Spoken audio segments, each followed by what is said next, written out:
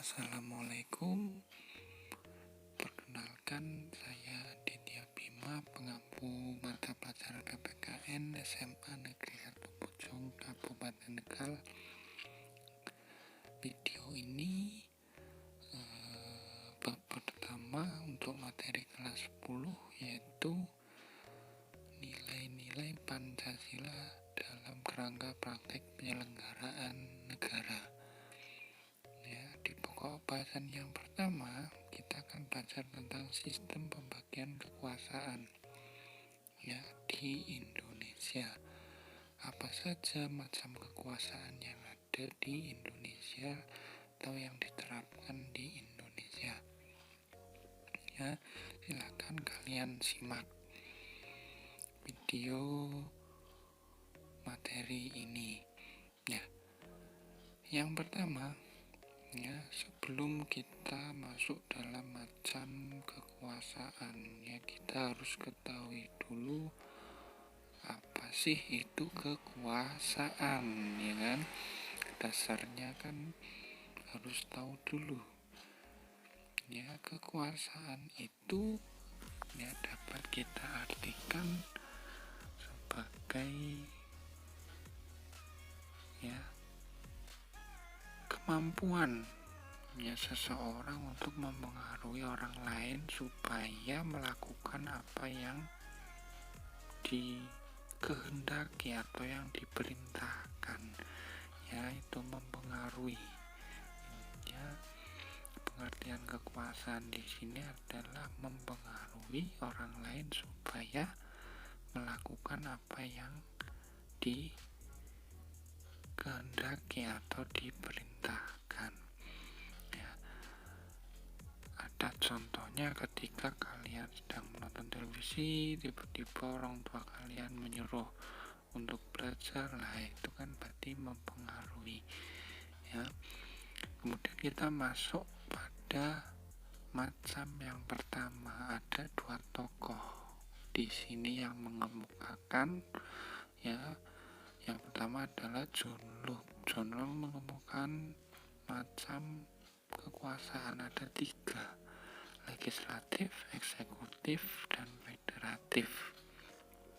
Legislatif menurut John Locke yaitu adalah kekuasaan untuk membuat undang-undang. Kemudian eksekutif, kekuasaan untuk melaksanakan. Kemudian federatif yaitu kekuasaan untuk melaksanakan hubungan luar negeri. Itu menurut John Locke. Kemudian ada lagi satu tokoh menurut Montesquieu.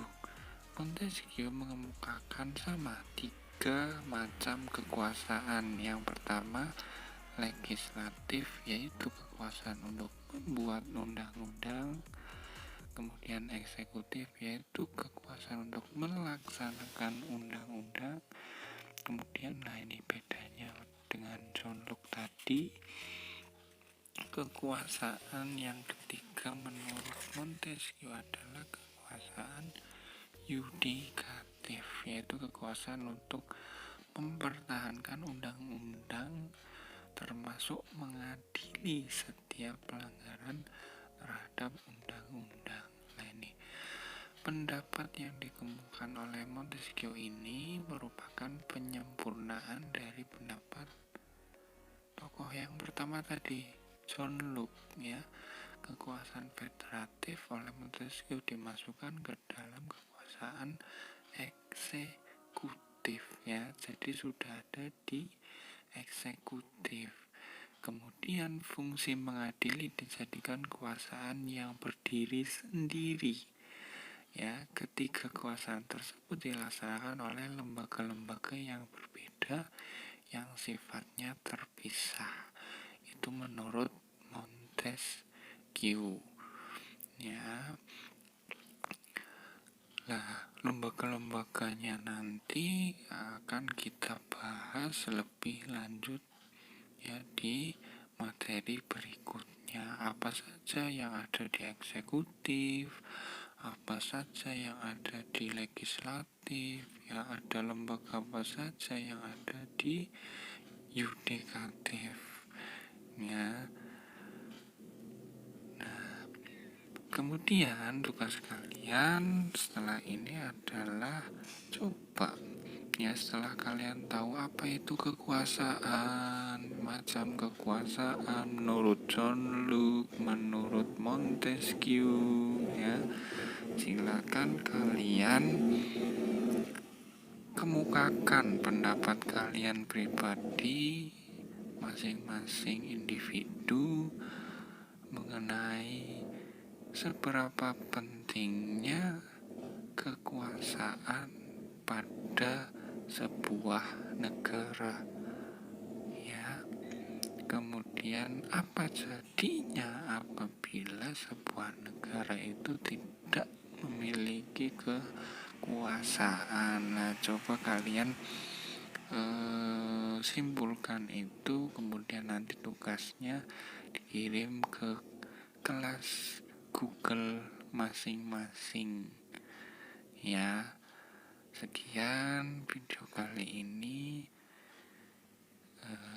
Terima kasih. Assalamualaikum warahmatullahi wabarakatuh.